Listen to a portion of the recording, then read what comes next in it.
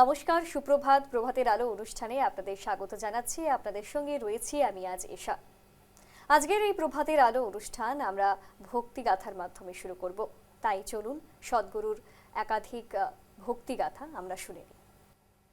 আমি শুধু তাদের প্রশ্নেরই উত্তর দিচ্ছি যারা সাধারণ মানুষ, যারা কোনো সাধনা করেন না। একটা সময় পর এই এন্টারটেনমেন্ট বন্ধ করব পুরোপুরি। আমি আপনাকে কোনো কনক্লুশন বা উপসংহার দেওয়ার লোক নই, আমি একটা প্রসেস। আপনি উন্নতি করতে এবং বিবর্তিত হতে ইচ্ছুক থাকলে আমি আপনার সাথেই আছি, কিন্তু যদি কনক্লুশন চান তাহলে চরম হতাশ করব। সাধনার উদ্দেশ্য হলো সব প্রশ্ন যাতে পুড়ে ছাই হয়ে যায়, উত্তর খুঁজে পাওয়া নয়। কিন্তু কখনো বিশ্বাস করবেন না আপনার ইন্টেলেক্ট বা বুদ্ধি জানবে, ও কোনোদিনই জানবে না।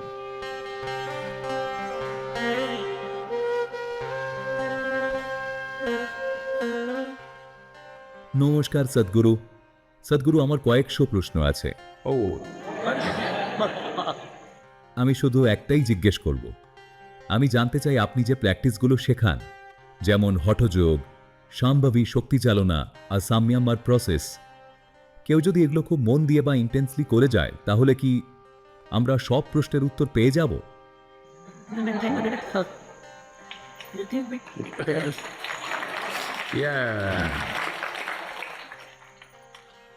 না, আপনার কোনো প্রশ্নেরই উত্তর পাবেন না।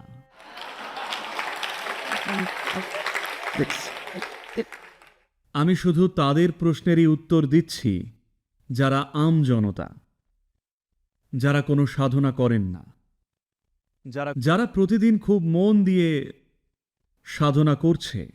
আমি কি তাদের কোনো প্রশ্ন নিচ্ছি বা উত্তর দিচ্ছি? না, দিচ্ছি না। কারণ সাধনা করার উদ্দেশ্যই হলো সব প্রশ্ন যেন পুড়ে ছাই হয়, আপনি উত্তর খুঁজে পাবেন সেটা নয়।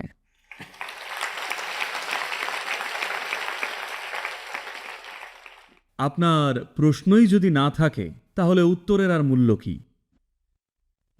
যারা নিজের অন্তরের কল্যাণ বা ভালো থাকার জন্য কিছুই করেন না, কিন্তু ভাবেন একটা প্রশ্ন করে আর একটা উত্তর শুনলে তাদের জীবন উদ্ধার হয়ে যাবে, আমরা এখনো তাদের এন্টারটেন করছি। ওকে, যারা একটা সময় পর এই এন্টারটেনমেন্ট বন্ধ করে দেব পুরোপুরি। এখন এটা চলছে, কিন্তু একটা সময় পর এটা শুধু তাদের জন্যই থাকবে যারা খুব গভীরভাবে সাধনা করছে। বাকিদের জন্যে তাদের ওই ইউটিউবই দেখতে হবে।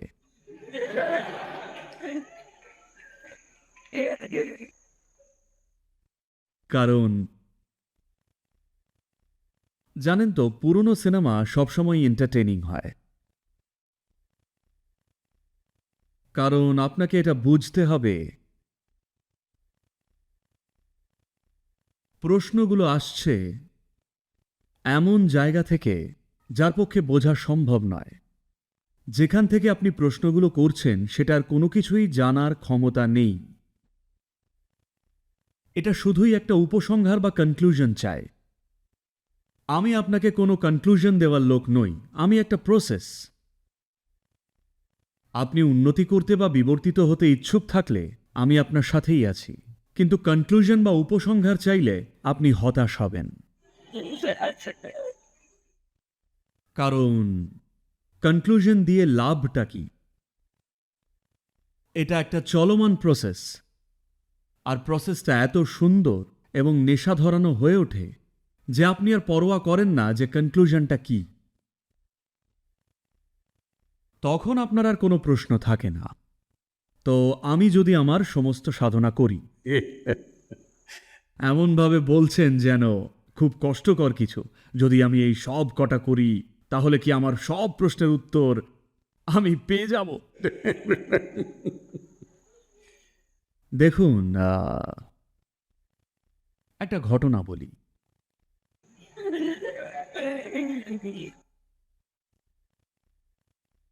শঙ্করন পিল্লাই, দেখুন এটা কিন্তু ঠিক নয়, ওনার গল্প সবসময় হাসির হয় না, মাঝে মাঝে সিরিয়াসও হয়। শঙ্করন পিল্লাই ডিভোর্সের আপিল করলেন। ডিভোর্সের জন্যে কোর্টে যে ফর্ম বা কাগজ ভরতে হয় সেখানে সে লিখল আমি অসুস্থতা আর ক্লান্তির কারণে বিবাহ বিচ্ছেদ চাই। বিচারক এটা দেখে জিজ্ঞেস করলেন এই অসুস্থতা আর ক্লান্তি আবার কি? তখন শঙ্করন পিল্লাই বললেন ওটা আমার উকিলের কীর্তি, আমি শুধু বলেছিলাম যে আমি ওর জ্বালায় সিক অ্যান্ড টায়ার্ড।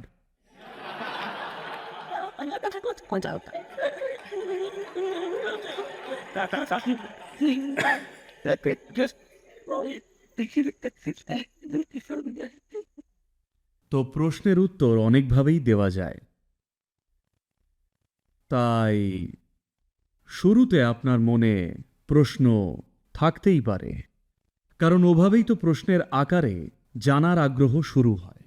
সেটা ঠিক আছে, আমরা প্রশ্নের বিরুদ্ধে নই, কিন্তু আমি চাই আপনারা জানুন যেখান থেকে এই সব প্রশ্নগুলো তৈরি বা উৎপন্ন হয় সেই জায়গাটার ক্ষমতা নেই কিছু জানার। ব্যাপারটা এইরকম, জানেন তো, আপনারা কি এইরকম করেন? করেন না? না, কোথাও না কোথাও তো করেন, বাথরুমে নিশ্চয়ই করেন, কিন্তু সব জায়গায় করা উচিত নয়। তো আপনি এইরকম করেন নাক পরিষ্কার রাখতে। এখন কিছু সময় পর যদি জিজ্ঞেস করেন আমার আঙুল কি শ্বাস নিতে পারে, আঙুল নাক পরিষ্কার করতে পারে কিন্তু শ্বাস নিতে পারে না। তাই কখনো বিশ্বাস করবেন না আপনার ইন্টেলেক্ট বা বুদ্ধি জানবে, ও কোনোদিনই জানবে না। বুদ্ধি প্রশ্ন করে কারণ ওটা এমনই, ইটস ওকে, এতে কোনো দোষ নেই।